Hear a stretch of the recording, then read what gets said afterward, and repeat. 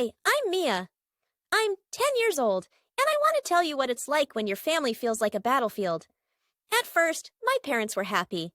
I remember how they used to laugh together, play silly games with me, and make me feel like the most loved girl in the world. But then, something changed. The arguments started, small at first, like about who forgot to take out the trash. Then, they grew bigger, scarier, and louder. I'd sit in my room, hugging my knees, listening to their voices rise and crash like a storm.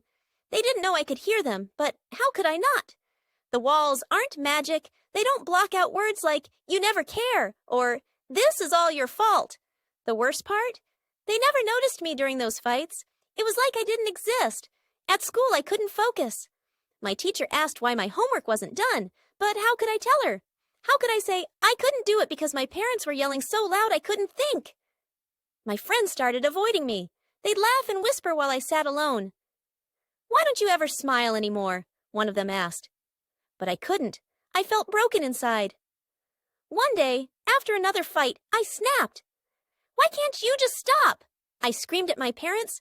They both turned to me, surprised, like they'd forgotten I was even there. "Mia," my mom said, her voice soft for the first time in forever. My dad just stood there, looking guilty.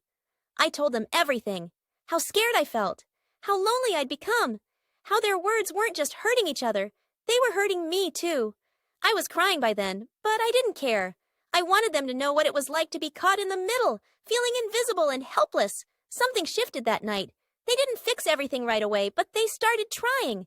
They talked to someone, a therapist, I think. And they talked to me too.